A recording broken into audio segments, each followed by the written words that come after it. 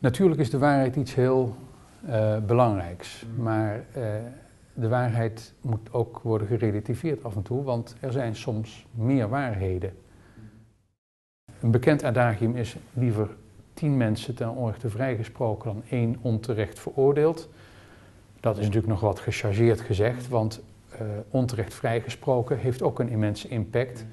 Maar het is geen exacte wetenschap. Ergens in dat grijze gebied gaan er dingen goed en fout. Vroeger, als je van de buurman geld te goed had, ging je misschien met een knuppel in de worstjes liggen om hem op te wachten. En dat geld op die manier te incasseren, dat willen we liever niet. Dus we willen dat je naar de rechter gaat en het voorlegt. En dat betekent dus ook dat je bij die rechter moet komen. Dat die rechter ook het maatschappelijk vertrouwen moet hebben dat hij dat goed doet. De rechters van nu, denk ik, proberen veel beter nog te luisteren naar wat er leeft in die samenleving. En die proberen goed te luisteren naar wat belangrijk gevonden wordt, zonder dat ze nou meteen hun oren daarna laten hangen.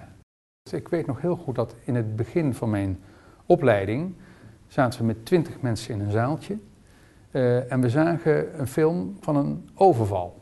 En we wisten van tevoren dat we zouden gaan kijken naar een film van een overval en dat ons zou worden gevraagd wat is daar precies gebeurd. Daar zaten we allemaal kleurloos in, want we hadden geen belangen bij die situatie. En toch bleek dat vrijwel geen verhaal hetzelfde was. De kleuren van de kleding, hoeveel waren er? Hadden ze een wapen bij zich? Allemaal of niet? Welke hand? Was het een mes? Was het een pistool? En dan blijkt dat bij zo'n hele simpele situatie waarbij je voorbereid bent op het feit dat je daar vragen over moet beantwoorden, dat dan nog mensen andere dingen zien. En dat is natuurlijk, als je dat weet in je achterhoofd bij het vaststellen van feiten die uiteindelijk moeten leiden tot de vraag wat is de waarheid in deze zaak, dat relativeert natuurlijk wel heel erg het begrip waarheid.